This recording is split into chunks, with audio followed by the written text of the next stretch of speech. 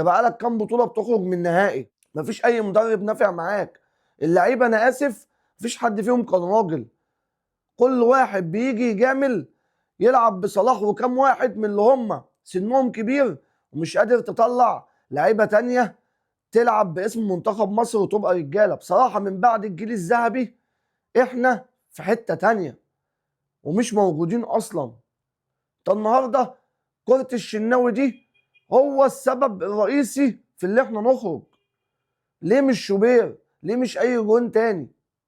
هو ده اللي مخلينا في الحته دي، ان في لعيبه بتظلم على لعيبه وفي مدربين بيجاملوا لعيبه. ومحمد صلاح من كتر المجامله مش قادر يفيد بلده او ياخد بطوله تحسب له مع بلده. واحنا ياما سندناه، بس جه الوقت برضك ان نقول له انت اخفقت في حق المنتخب. وزي ما قلنا لك، بص انت واللعيبه على منتخب زي المغرب، وانت على المستوى الفردي بص على لاعب زي مانيه بيعمل ايه. فلا احنا لغايه دلوقتي استحملنا ما فيه الكفايه.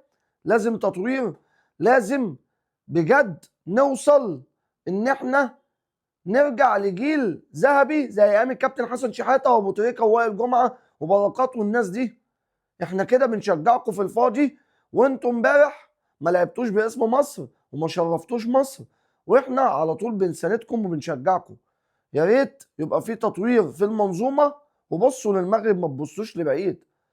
وكل التوفيق للمغرب، لان هي تستحق على اللي بتعمله اللي هي تاخد البطوله.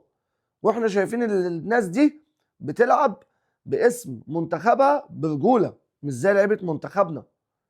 وبنتمنى قبل كاس العالم يكون في تطوير من لعيبه، وفعلا ما تجاملش عشان ما يبقاش ده منظرك في كل بطوله. سلام.